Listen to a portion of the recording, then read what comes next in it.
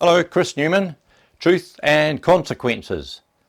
What have we got today on the whiteboard? Well, let's have a look. The one map of two worlds. And I'm incorporating Jesus' narrow way. He talked about his narrow way, which I think is a fascinating topic to investigate. What did he mean? What's that all about? Obviously, it's not Christianity or Buddhism or anything else. It's something that he talked about that nobody ever did. He had no graduates of his narrow way school. Think about that. Right, so what I've got here is a map. You might be familiar with road maps to get around in your car. You use it on your phone, whatever. As a model, and it is also a paradigm. It's a view which has within it a whole world of interest and information. And you know there's different levels of maps. You can get that satellite map, and then the Google map, and then there's cadastral maps, and then there's sketch pads like I draw on the whiteboard. And a compass is your conscience, your moral clarity. So these two together should help you to discover Jesus' narrow way. That's how I did it. Let's look at this. So we've got, I've drawn here all of creation and its ecological hierarchy in this big circle. The big circle there, I'm going to put another ring around it just to emphasize it, so it sticks out a little bit more obviously. So that's this thing here, all right, the big picture. And within there I have on this side a thing I call the human predicament. This is the world of the 6 o'clock news, of walking down the street and seeing all the shops and all the people around you. It's the world of everything that we know. And I call it two sovereignties colliding, bang.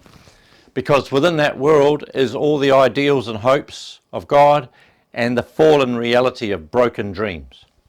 Two worlds collided. A broken, disturbed world of conflict.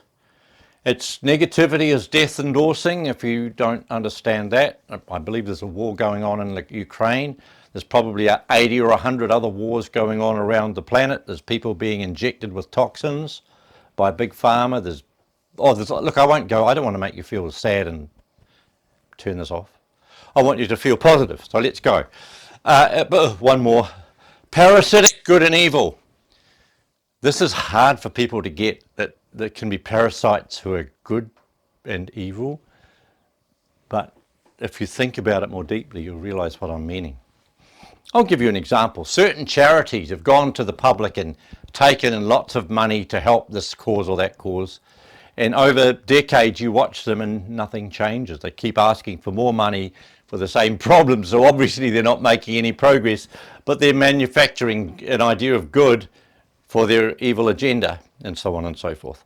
So let's go to the other side of this diagram, which is a lot more interesting. I call it the original standard of value. Think about that language. The original standard of value. The one that pre-existed everything else, that was there before the fall, before the confusion.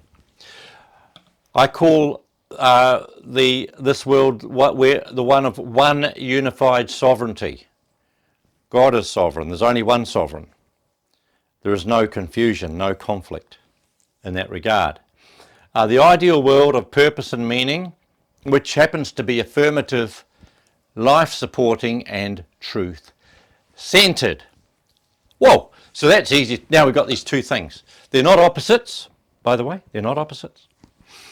Now we've got this human boundary, because we don't seem to get from where we are here to where we hope in our hearts, our homeland, where the place is safe for little children to grow and thrive. That's my standard, by the way, of reality check. If it's safe for kids, that's probably all right. It's probably safe for old folk like me and the rest of you. So figure that out. Now, we've got these, they are incompatible worlds. They're not opposites. They're not dialectical opposites. They're not yin and yang. This thing here, the original standard of value, does not depend for existence on human garbage. Did you know that? God is not a charity operation, looking for human garbage to fix up and patch. That's not his way. His way is the original ideal. So let's talk about this path here, which I have put through this boundary. My friend Charles likes these. He thinks they're mountains. They could be. They could be sticky chewing gum on the path that sticks your feet to the, or they could be peaks of waves surging through a chasm that you can't get between from one island to another. Whatever, there's a boundary here that you can't get through, except somebody went there and came back. They used a map and they used a compass, and they came back and they said, I found a narrow way. And then we killed him. Bloody smart, eh? So the guy goes there to where we want to go, comes back and says, I found the way, I'm looking on it, and look, because I've did it myself, you're going to have to follow my tracks, because I blazed the tree and I used that red paint or that pink paint, and I put some marks so you could see where to go. That's my narrow way. I did it, and I'll show you how to do it. But you can't go your own way, because you're going to end up in the weeds, going to get eaten by gators. You're going to sit under a tree and the ants will drop on you and eat you while you're sleeping. I don't know.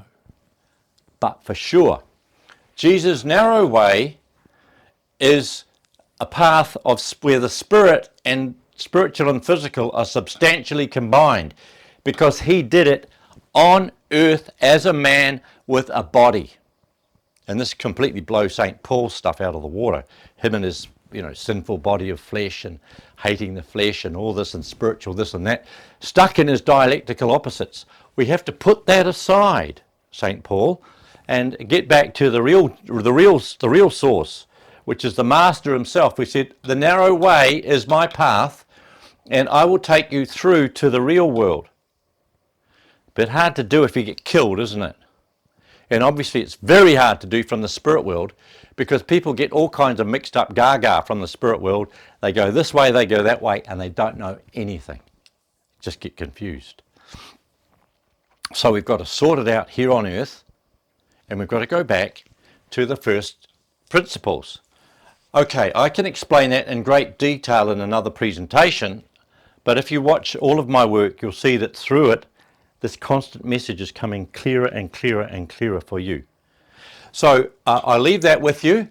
The one map of two worlds. We're stuck over here. We long in our hearts to go here. Little children know this is true, and then we forget it as we enter the world of the fallen and confused knowledge, good and evil, which baffles our little brain. Jesus sorted it out. Why? Because he was one of us, but he had enough courage to break out of this nonsense, break out of the bubble, go through the most difficult course, get home, realise that he was standing in God's presence, find his way back to the world of where we are, and open the door. Who wants to go through that door? That's the question. Sitting round in here worshipping Jesus, singing songs to him, and making stamps and licking them and writing letters to him is wonderful, but it's not going to get you anywhere other than where you already are. This is a call to action. It goes beyond anything you've probably ever heard.